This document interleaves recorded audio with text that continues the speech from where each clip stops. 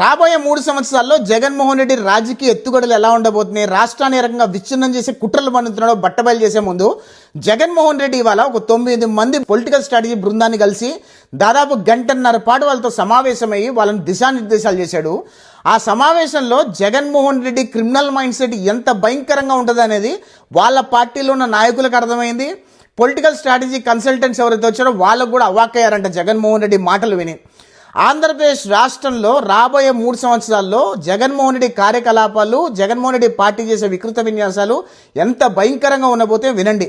జగన్మోహన్ రెడ్డి స్వయాన గంటన్నర మీటింగ్లో వాళ్ళకి ఎటువంటి దిశానిర్దేశం చేశాడు, ఏ రకంగా ఆంధ్రప్రదేశ్ రాష్ట్రంలో అల్లకొలాలు సృష్టించాలి, రాష్ట్రానికి పెట్టుబడులు రాకుండా ఏ రకంగా అడ్డుకోవాలి, ఒకవేళ పెట్టుబడులు వస్తే వాళ్ళు వెనక్కి తిరిగి వెళ్ళిపోయేలాగా ఏ రకంగా వ్యవహరించాలని వాళ్ళందరికీ దిశానిర్దేశం చేశాడు. ఆంధ్రప్రదేశ్ రాష్ట్రానికి పెట్టుబడి పెడుతున్నారు అని తెలుసుకుంటే ఆ కంపెనీకి ఈ పొలిటికల్ స్ట్రాటజీ టీం ద్వారా రాష్ట్రంలో నెగిటివ్ అన్ని కూడా కంపెనీకి జారేసేలాగా ఆ కంపెనీ ఆంధ్రప్రదేశ్ రాష్ట్రంలో పెట్టుబడి పెట్టకుండా చేయమని చెప్పి దిశానిర్దేశం.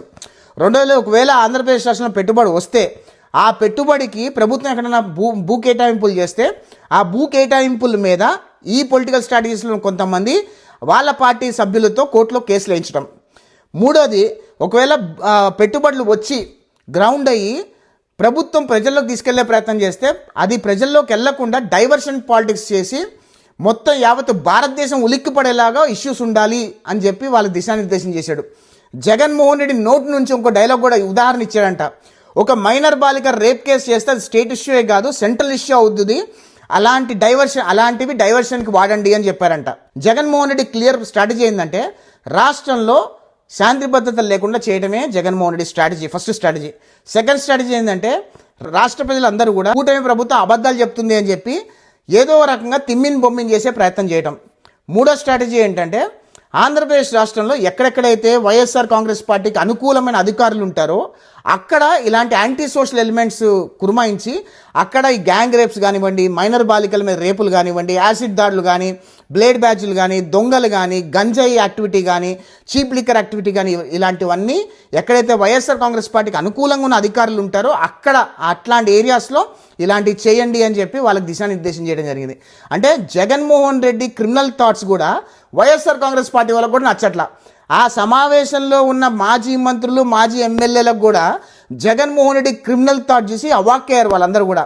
ఇకపోతే ఎవరైతే పొలిటికల్ కన్సల్టెంట్స్ వచ్చారో వాళ్ళ మైండ్ కూడా బ్లాక్ అయింది, జగన్మోహన్ రెడ్డి ఇంత వైల్డ్గా ఉన్నాడు అని చెప్పి. అంటే రాష్ట్రంలో వచ్చే 3 సంవత్సరాల్లో జగన్మోహన్ రెడ్డి ఏ రకంగా రాజకీయ ఎత్తుగడలు ఉండబోతున్నాయి, ఏ రకమైన వికృత విన్యాసాలు చేయబోతున్నాడు, కులాల మధ్యలో కుంపట్లు పెట్టేలాగా ఒక స్ట్రాటజీ, మతాల మధ్యలో విద్వేషాలు రెచ్చగొట్టేలాగా. అంటే జగన్మోహన్ రెడ్డి స్ట్రాటజీస్ ఏంటంటే ఈ క్రిస్టియన్స్ మీద ఎక్కువగా ఉసిగొలిపేటట్టు, ముస్లిమ్స్ని ఎక్కువగా ఉసిగొలిపేటట్టు వాళ్ళ స్ట్రాటజీ ఉంది.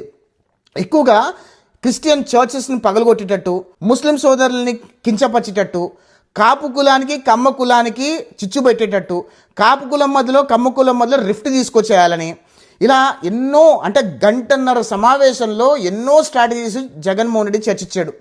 జగన్మోహన్ రెడ్డి మైండ్ సెట్ ఎంత భయంకరంగా ఉండబోతుందో వచ్చే 3 సంవత్సరాలు ఆంధ్రప్రదేశ్ రాష్ట్రం అప్రమత్తంగా ఉండండి. జగన్మోహన్ రెడ్డి, వైఎస్ఆర్ కాంగ్రెస్ పార్టీ వాళ్ళు ఖచ్చితంగా వచ్చే 3 సంవత్సరాల్లో ఎన్నో అసాంఘిక కార్యకలాపాలు పాల్పడతారు.